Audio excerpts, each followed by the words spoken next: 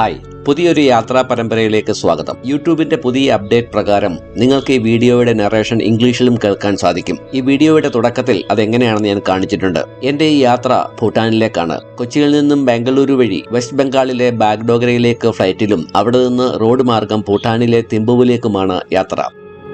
ഇത് ബാഗ്ഡോഗ്ര എയർപോർട്ടാണ്. പശ്ചിമ ബംഗാളിലെ സിലിഗുരിയിൽ നിന്ന് ഏകദേശം 15 കിലോമീറ്റർ ദൂരെ സ്ഥിതി ചെയ്യുന്ന ഇന്ത്യൻ വ്യോമസേനയുടെ ഒരു കസ്റ്റംസ് വിമാനത്താവളവും സിവിൽ എൻക്ലേവുമാണ് ബാഗ്ഡോഗ്ര വിമാനത്താവളം. ഒരൊറ്റ കോൺക്രീറ്റ് റൺവേ മാത്രമുള്ള ഈ വിമാനത്താവളം ഡാർജിലിംഗ്, സിക്കിം, ഭൂട്ടാൻ, നേപ്പാൾ എന്നിവിടങ്ങളിലേക്കുള്ള പ്രധാന കവാടമായി വർത്തിക്കുന്നു. സിവിലിയൻ സൈനിക വിമാന സർവീസുകളെ പിന്തുണയ്ക്കുന്ന പരിമിതമായ അന്താരാഷ്ട്ര വിമാനത്താവളമായി അംഗീകരിക്കപ്പെട്ട ഇവിടെ നിന്നും ഇന്ത്യയിലെ പ്രധാന മെട്രോകളിലേക്കും കാഠ്മണ്ഡു, പാരോ, ബാങ്കോക്ക് എന്നീ അന്താരാഷ്ട്ര വിമാനത്താവളങ്ങളിലേക്കും സർവീസുകളുണ്ട്.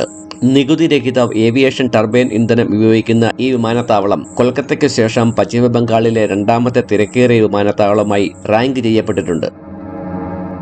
എന്റെ സുഹൃത്തും ഭൂട്ടാനിൽ അധ്യാപകനുമായിരുന്ന ശ്രീലാലാണ് ഈ യാത്ര ഞങ്ങൾക്ക് സാധ്യമാക്കി തന്നത്. ഭൂട്ടാനിലേക്ക് യാത്ര ചെയ്യാൻ ആഗ്രഹിക്കുന്നവർക്ക് ശ്രീലാലിനെ കോൺടാക്ട് ചെയ്യാവുന്നതാണ്. ഡീറ്റെയിൽസ് ഞാൻ ഡിസ്ക്രിപ്ഷനിൽ കൊടുത്തിട്ടുണ്ട്.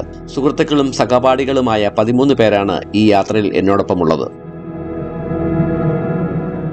ബാഗ്ഡോഗ്ര വിമാനത്താവളത്തിൽ നിന്ന് ഫിൻഷിലോങ്ങിലേക്കുള്ള ഏകദേശം 160 കിലോമീറ്റർ ദൂരം 4 മുതൽ 5 മണിക്കൂർ വരെ നീളുന്ന ഒരു യാത്രയാണ്. തിരക്കേറിയ സിലിഗുരി പട്ടണത്തിൽ നിന്ന് പുറപ്പെടുന്ന റോഡ് പച്ചപ്പ് നിറഞ്ഞ തേയിലത്തോട്ടങ്ങൾ, കുന്നിൻ പ്രദേശങ്ങളൊക്കെ കടന്ന് ജൽദാപ്പാര, ഹസിമാര തുടങ്ങിയ ചെറു പട്ടണങ്ങളിലൂടെ വളഞ്ഞു പോകുന്നു. പശ്ചിമ ബംഗാളിലെ സമതലങ്ങൾ വിട്ടുപോകുമ്പോൾ ദൂരെ കിഴക്കൻ ഹിമാലയൻ താഴ്വരങ്ങളുടെ ദൃശ്യങ്ങൾ ഇടയ്ക്കിടെ കാണാം. ഇന്തോ ഭൂട്ടാൻ അതിർത്തിക്കടുത്തെത്തുമ്പോൾ വായു തണുത്തതും ശുദ്ധവുമായി തീരുന്നു. ഇന്ത്യൻ പട്ടണമായ ജയ്ഗോൺ ആണ് ഭൂട്ടാനുമായി അതിർത്തി പങ്കിടുന്ന അവസാനത്തെ സ്ഥലം. ഭൂട്ടാൻ ഗേറ്റ് എന്നറിയപ്പെടുന്ന അലങ്കരിച്ച ഈ ഗേറ്റാണ് അന്താരാഷ്ട്ര അതിർത്തിയെ അടയാളപ്പെടുത്തുന്നത്. സാമ്പത്തികമായും സാമൂഹികമായും പരസ്പരം ബന്ധപ്പെട്ടിരിക്കുകയും ആളുകൾ ഇവയ്ക്കിടയിലൂടെ പതിവായി സഞ്ചരിക്കുകയും ചെയ്യുന്നുണ്ടെങ്കിലും അവയൊക്കെ നിയന്ത്രിക്കുന്നത് തികച്ചും വ്യത്യസ്തമായ ഈ രണ്ട് രാജ്യങ്ങളുടെ നിയമങ്ങളും ഭരണ സംവിധാനങ്ങളുമാണ്. ഭൂട്ടാൻ ഗേറ്റിന്റെ ഒരു വശത്തുള്ള ഇന്ത്യയുടെ പ്രദേശം ജയ്ഗോൺ എന്നും മറുവശത്തുള്ള ഭൂട്ടാന്റെ ഭാഗം ഫുൻഷിലോങ് എന്നുമാണ് അറിയപ്പെടുന്നത്. ഞാനിപ്പോൾ ജയ്ഗോൺ എന്ന സ്ഥലത്താണ്. ഇവിടുത്തെ തിരക്കും മലിനമായി കിടക്കുന്ന തെരുവുകളും നിങ്ങൾ കണ്ടോളൂ. തെരുവ് കച്ചവടക്കാരും യാത്രക്കാരും ഒരു പൗരത്വ ബോധവുമില്ലാതെ വലിച്ചെറിയുന്ന മാലിന്യങ്ങൾ എവിടെയും കാണാം. ആഘോഷങ്ങളുമായി ബന്ധപ്പെട്ട് തെരുവിന്റെ ചില ഭാഗങ്ങളൊക്കെ അലങ്കരിച്ചിട്ടുണ്ട്. ബോർഡർ കടന്നു കഴിഞ്ഞുള്ള ഭൂട്ടാനിലെ ഫുൻഷിലോങ് എന്ന സ്ഥലമാണിത്. വൃത്തിയുള്ളതും കൂടുതൽ ചിട്ടയുള്ളതും മികച്ച രീതിയിൽ പരിപാലിക്കപ്പെടുന്നതുമായ ഒരു കൊച്ചുപട്ടണം. ഒരു ഗേറ്റിന് 2 വശത്തുമുള്ള ആളുകളുടെ സംസ്കാരവും പൗരത്വബോധവുമാണ് ഇത് നമുക്ക് കാണിച്ചു തരുന്നത്. ലോകത്തിലെ 5ാമത്തെ വലിയ സമ്പദ് വ്യവസ്ഥയായ ഇന്ത്യ പൗരബോധം, പൊതു ശുചിത്വം, നഗര അച്ചടക്കം എന്നിവയിൽ പോരാടുന്നുണ്ടെങ്കിലും ഈ കൊച്ചു രാജ്യത്ത് നിന്നും നമുക്ക് ധാരാളം പഠിക്കാനുണ്ട്. യഥാർത്ഥ പുരോഗതി അളക്കുന്ന GDP മാത്രമല്ല, മറിച്ച് പൗരന്മാരും സർക്കാരുകളും കൂടി ഇതിൽ ഉത്തരവാദികളാണെന്ന കാര്യം ഇത് നമ്മളെ കാണിച്ചു തരുന്നു.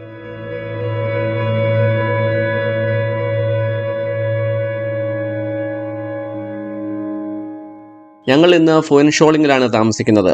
ഭൂട്ടാനിലാണെങ്കിലും ഫുൻഷോളിങ്ങിൽ ഒരു ദിവസം താമസിക്കുവാൻ വിസയുടെ ആവശ്യമില്ല. മെറ്റോപേമ എന്ന ഹോട്ടലിലാണ് ഞങ്ങളുടെ താമസം. ഭൂട്ടാനികളുടെ ആതിഥ്യ മര്യാദ അനുസരിച്ചുള്ള സ്വാഗതമാണ് ഞങ്ങൾക്ക് അവിടെ ലഭിച്ചത്. ഇതൊരു വെജിറ്റേറിയൻ ഹോട്ടലാണ്. അതുകൊണ്ട് തന്നെ സിമ്പിളായ വെജിറ്റേറിയൻ ഫുഡാണ് അവർ സെർവ് ചെയ്തത്. ഇക്കാണുന്നത് എമാദഷി എന്ന ഭൂട്ടാന്റെ ദേശീയ ഭക്ഷണമാണ്. എരിവുള്ള ഒരു പ്രത്യേകതരം മുളകും ചീസും ചേർത്തുണ്ടാക്കുന്ന വിഭവമാണിത്. ഭക്ഷണമൊക്കെ കഴിഞ്ഞ് ഒന്ന് നടക്കാനായി ഞങ്ങൾ വെളിയിലേക്ക് ഇറങ്ങി. 7 മണി ആകുമ്പോൾ തന്നെ ഇവിടെ കടകളൊക്കെ അടയ്ക്കും. അങ്ങനെ നടന്നപ്പോഴാണ് ഒരു കൂട്ടം ചെറുപ്പക്കാർ കൂടിയിരുന്ന് സ്മോളൊക്കെ അടിച്ച് പാട്ടുപാടുന്നത് കണ്ടത്. ഭൂട്ടാനിൽ മറ്റുള്ളവർക്ക് ശല്യമാകാത്തിടത്തോളം പൊതുസ്ഥലത്ത് മദ്യപിക്കുന്നത് കുറ്റകരമല്ല. ആൺപെൺ ഭേദമില്ലാതെ മിക്കവരും മദ്യപിക്കുന്നവരാണ്. ഞങ്ങളെ സന്തോഷിപ്പിക്കുവാനായി അവർ 1-2 ഹിന്ദി ഗാനങ്ങളും ആലപിച്ചു.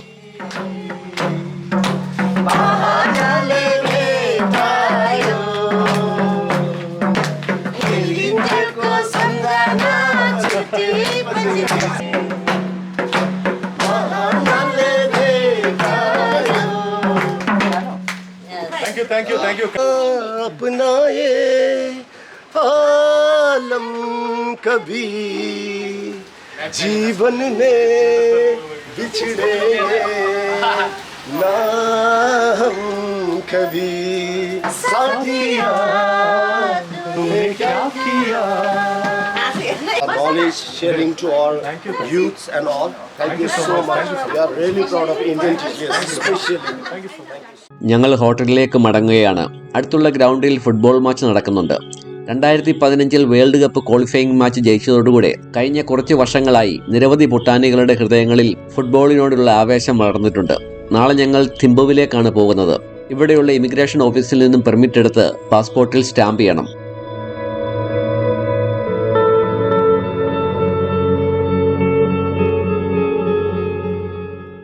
രാവിലെ ബ്രേക്ക്ഫാസ്റ്റ് കഴിഞ്ഞതിന് ശേഷം ഞങ്ങൾ ഇമിഗ്രേഷൻ ഓഫീസിലേക്ക് പോവുകയാണ്. ഞങ്ങൾ താമസിക്കുന്ന ഹോട്ടലിൽ നിന്ന് നടക്കാവുന്ന ദൂരം മാത്രമേ ഉള്ളൂ അവിടേക്ക്. ഇതാണ് ഇവിടുത്തെ റീജിയണൽ ഇമിഗ്രേഷൻ ഓഫീസ്.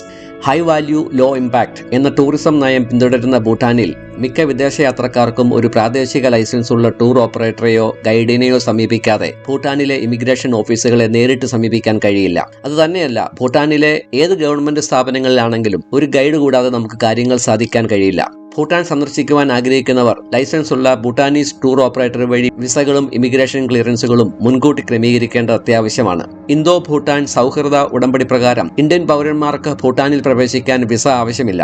എന്നാൽ സാധുവായ ഒരു പാസ്പോർട്ടോ വോട്ടർ ID കാർഡോ എൻട്രി പെർമിറ്റിന് വേണ്ടി ഹാജരാക്കണം. ഇന്ത്യൻ വിനോദസഞ്ചാരികൾ ഭൂട്ടാനിൽ താമസിക്കുന്ന ഓരോ രാത്രിക്കും 1200 രൂപ വീതം സസ്റ്റൈനബിൾ ഡെവലപ്മെന്റ് ഫീ ആയി നൽകേണ്ടതുണ്ട്. കൂടാതെ ഏത് വാഹനമായാലും ഓരോ ദിവസവും 4500 രൂപ ഗ്രീൻ ടാക്സ് ആയും നൽകണം. ഗൈഡിന്റെ ഫീസായി ഒരു ദിവസത്തേക്ക് 3000 രൂപ മുതലാണ് കൊടുക്കേണ്ടത്. ചുരുക്കത്തിൽ ചെറിയ ഗ്രൂപ്പായി യാത്ര ചെയ്യുന്നവർക്ക് ഭൂട്ടാൻ യാത്ര ചിലവേറിയ ഒരു കാര്യം തന്നെയാണ്.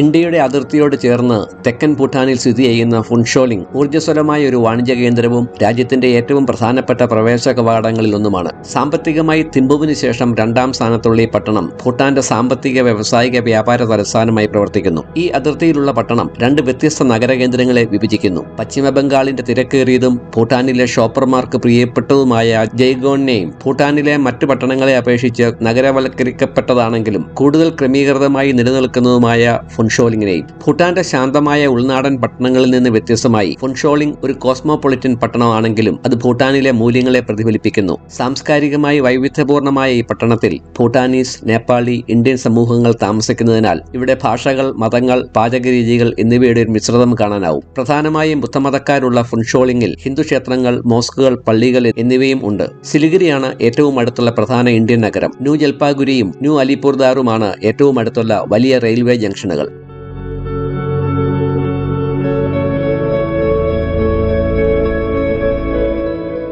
ഞങ്ങൾ ടിമ്പുവിലേക്കുള്ള യാത്രയിലാണ്. ഏകദേശം 150 കിലോമീറ്റർ ദൂരമുള്ള യാത്രയ്ക്ക് 5 മണിക്കൂറോളം സമയമെടുക്കും. വലിയ ബസ്സുകളൊന്നും ഭൂട്ടാനിലില്ല. 17 സീറ്റുകളുള്ള ടൊയോട്ട കോസ്റ്ററാണ് ഇവിടെ കൂടുതലായും കണ്ടുവരുന്നത്. ഫുൻഷിലോങ്ങിൽ നിന്നും ഏകദേശം 4 കിലോമീറ്റർ ദൂരെ ഖർബന്തി എന്ന സ്ഥലത്താണ് തിമ്പു ഹൈവേയിലെ ആദ്യത്തെ ചെക്ക് പോസ്റ്റ്. ഇവിടെ വരാൻ പെർമിറ്റിന്റെ ഒന്നും ആവശ്യമില്ല.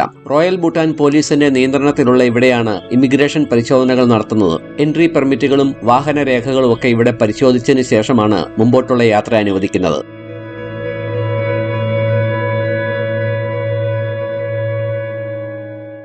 1933 ജെയിംസ് ഹിൽട്ടന്റെ ലോസ്റ്റ് ഹൊറൈസൺ എന്ന നോവലിൽ വിവരിച്ചിരിക്കുന്ന ഒരു സാങ്കല്പിക നിഗൂഢ താഴ്വരയാണ് ഷാങ്ക്രില. ഹിമാലയത്തിൽ മറഞ്ഞിരിക്കുന്ന പുറം ലോകത്തിൽ നിന്ന് ഒറ്റപ്പെട്ടതും കാലം സ്പർശിക്കാത്തതുമായ സാമൂഹികമായും രാഷ്ട്രീയമായും ധാർമ്മികമായും എല്ലാം ആദർശപരമായി നിലനിൽക്കുന്ന ഒരു സാങ്കല്പിക സ്ഥലമാണ് ആ കഥയിലെ ഷാങ്ക്രില. അതിശയിപ്പിക്കുന്ന പ്രകൃതി സൗന്ദര്യം, ആഴത്തിലുള്ള ആത്മീയത, ആധുനിക ലോകത്തിൽ നിന്നുള്ള ഒറ്റപ്പെടൽ എന്നിവ കാരണം ഭൂട്ടാനെ പലപ്പോഴും ദ ലാസ്റ്റ് ഷാങ്ക്രില എന്ന് വിളിക്കപ്പെടാറുണ്ട്. കിഴക്കൻ ഹിമാലയത്തിൽ സ്ഥിതി ചെയ്യുന്ന ഈ ചെറിയ രാജ്യം നൂറ്റാണ്ടുകളായി അതിന്റെ വനങ്ങളും പാരമ്പര്യങ്ങളും ബുദ്ധമത മൂല്യങ്ങളും സംരക്ഷിച്ചുകൊണ്ട് ബാഹ്യ സ്വാധീനത്തിന് വിധേയമാകാതെ ഇന്നും നിലകൊള്ളുന്നു. പുരാതന ആശ്രമങ്ങൾ, പ്രാകൃത പർവ്വതങ്ങൾ, ആത്മീയ ആഴം എന്നിവയുള്ള ഭൂട്ടാന്റെ ചരിത്രം ഒരു കാൽപ്പനിക കഥ പോലെയാണ്. സാമ്പത്തിക വളർച്ചയേക്കാൾ മൊത്തത്തിലുള്ള ദേശീയ സന്തോഷത്തോടുള്ള അതിന്റെ പ്രതിബദ്ധത, കാർബൺ നെഗറ്റീവ് സ്റ്റാറ്റസ്, അനുരഞ്ജനത്തോടെയുള്ള ജീവിത രീതി എന്നിവയൊക്കെയാണ് ഈ കൊച്ചു രാജ്യത്തിന് പേര് സമ്മാനിച്ചത്.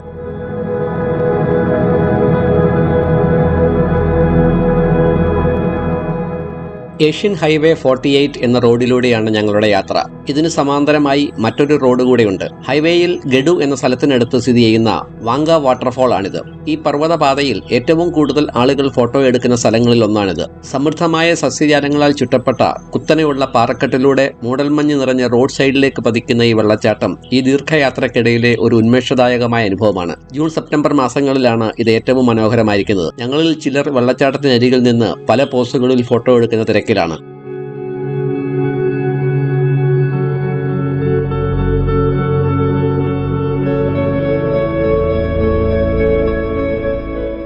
ഹൈവേയിൽ നിന്ന് വളരെ അകലെയായി കാണപ്പെടുന്ന ടോക്ടോക്കച്ചു എന്ന മറ്റൊരു വെള്ളച്ചാട്ടമാണിത്. വളരെ ദൂരെയുള്ള പാറക്കെട്ടിലൂടെ താഴേക്ക് പതിക്കുന്ന വെള്ളച്ചാട്ടം മലയിടുക്കിന്റെ മറുവശത്തുള്ള എലിവേറ്റഡ് ഹൈവേയിൽ നിന്ന് കാണാൻ കഴിയും.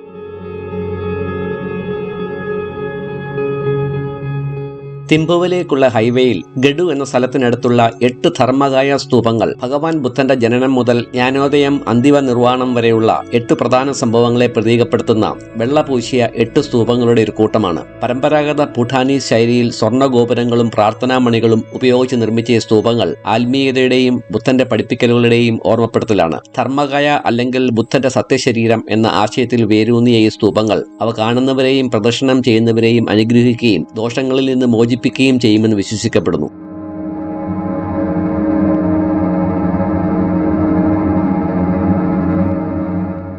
ചുഖ ജില്ലയിലെ മനോഹരമായ ഒരു കുന്നിൻചെരുവാണ് ഗഡു എന്ന ഈ സ്ഥലം. ഒരു കാലത്ത് ഭൂട്ടാന്റെ വനവൽക്കരണ വ്യവസായത്തിന്റെ ഒരു കേന്ദ്രമായിരുന്ന ഗഡു ഇന്ന് ഗഡു കോളേജ് ഓഫ് ബിസിനസ് സ്റ്റഡീസ് ഉൾപ്പെടെയുള്ള ഒരു അക്കാഡമിക് കേന്ദ്രമാണ്. പച്ചപ്പും മൂടൽമഞ്ഞും നിറഞ്ഞ കുന്നുകളാൽ ചുറ്റപ്പെട്ട ഈ പട്ടണം തിമ്പുവിലേക്കും പാരോയിലേക്കും ഒക്കെ പോകുന്ന യാത്രക്കാരുടെ ഒരു സ്റ്റോപ്പ് ഓവർ കൂടിയാണ്. ഞങ്ങളുടെ ഉച്ചഭക്ഷണം ഇവിടെയാണ്. ഇതാണ് ഞങ്ങൾ ഭക്ഷണം കഴിച്ച ഹോട്ടൽ. ചുറ്റുമുള്ള കുന്നുകളുടെയും താഴ്വാരങ്ങളുടെയും ഒക്കെ ഭംഗി ആസ്വദിച്ചുകൊണ്ട് ഭക്ഷണം കഴിക്കാൻ പറ്റിയ ഒരു സ്ഥലം. അതിന് വേണ്ട സാധനങ്ങളൊക്കെ കിട്ടുന്ന ഹോട്ടലിനോട് ചേർന്നുള്ള ഒരു കടയാണ് എൻ്റെ ശ്രദ്ധയെ കൂടുതൽ ആകർഷിച്ചത്. പെട്ടെന്ന് എടുത്തു കൊടുക്കുവാനായി ജാക്ക് ഡാനിയലും ബ്ലാക്ക് ലേബലും ഒക്കെ തൂക്കിയിട്ടിരിക്കുകയാണ്. ഖർസുംചിക് എന്ന സ്ഥലത്തുള്ള ഒരു കാഴ്ചയാണിത്. പാറയിൽ ഒരു ആനയുടെ രൂപം കാണുന്നില്ലേ? ഇവിടെ റോഡ് വീതി കൂട്ടുന്നതിനിടയിൽ 3 പെരുമ്പാമ്പുകൾ അതിനു മുകളിൽ പ്രത്യക്ഷപ്പെട്ടു. ടിബറ്റൻ ഹിമാലയൻ പാരമ്പര്യങ്ങളിൽ വ്യാപകമായി ബഹുമാനിക്കപ്പെടുന്ന ബുദ്ധന്റെ സ്ത്രീരൂപമായ താരയുടെ വാസസ്ഥലമാണ് ഈ പാറക്കെട്ടെന്ന് വിശ്വസിച്ചുകൊണ്ട് നാട്ടുകാർ ഇതിനെ ഒരു ദിവ്യ മുന്നറിയിപ്പായി കണക്കാക്കി. പിന്നീട് ഈ പാറയെ നശിപ്പിക്കാതെ റോഡ് പണി പൂർത്തിയാക്കിയപ്പോൾ പാമ്പുകൾ അപ്രത്യക്ഷമായി എന്നാണ് കഥ. പരിസ്ഥിതി സംരക്ഷിക്കുന്നതിനും ആധുനികവൽക്കരണത്തിന്റെ പ്രതികൂല ആഘാതം കുറയ്ക്കുന്നതിനുമായി ഭൂട്ടാനിൽ ഗതാഗതവും അടിസ്ഥാന സൗകര്യങ്ങളും മനഃപൂർവ്വം പരിമിതപ്പെടുത്തിയിരിക്കുന്നു. രാജ്യത്തിന് റെയിൽവേ ഇല്ല. ലോകത്തിലെ ഏറ്റവും വെല്ലുവിളി നിറഞ്ഞ റൺവേ സ്ഥിതി ചെയ്യുന്ന പാരോയിൽ മാത്രമേ ഒരു അന്താരാഷ്ട്ര വിമാനത്താവളമുള്ളൂ. മിക്ക യാത്രകളും റോഡ് മാർഗമാണ് നടത്തുന്നത്. വളഞ്ഞു പുളഞ്ഞ മലനിരകളിൽ കൂടി പോകുന്ന വാഹനങ്ങൾ ഏതൊരു യാത്രയുടെയും ഭാഗമാണ്. വെല്ലുവിളികൾക്കിടയിലും സർക്കാർ പരിസ്ഥിതി സൗഹൃദ നയങ്ങൾക്ക് മുൻഗണന നൽകുന്നു. ഇത് ഭൂട്ടാനെ ലോകത്തിലെ ഏക കാർബൺ നെഗറ്റീവ് രാജ്യങ്ങളിൽ ഒന്നാക്കി മാറ്റുന്നു. ഞങ്ങൾ തിമ്പുവിനെ സമീപിക്കുകയാണ്. തിമ്പുവിലേക്കുള്ള പ്രവേശന കവാടമാണിത്. ഇവിടെ നിന്നും ഇടത്തോട്ട് പോയാൽ പാറോയിലെത്താം. പരമ്പരാഗത വാസ്തുവിദ്യ, വർണ്ണാഭമായ പ്രാർത്ഥനാ പതാകകൾ, തിരക്കേറിയ വാരാന്ത്യ വിപണികൾ എന്നിവയാൽ സവിശേഷമായ ഒരു സാംസ്കാരിക അനുഭവം പ്രദാനം ചെയ്യുന്ന വാങ്ചു നദിക്കരയിലെ മനോഹരമായ താഴ്വരയിൽ സ്ഥിതി ചെയ്യുന്ന തിമ്പുവിലാണ് ഇന്നത്തെ ഞങ്ങളുടെ രാത്രി. ട്രാഫിക് ലൈറ്റുകളില്ലാത്ത ലോകത്തിലെ ഏക തലസ്ഥാനമായ, വാഹനങ്ങളുടെ ഹോണടികളില്ലാത്ത, ദേശീയഭാവങ്ങളില്ലാത്ത മനുഷ്യരുള്ള തിമ്പുവിലെ കാഴ്ചകൾ അടുത്ത വീഡിയോയിൽ കാണാം.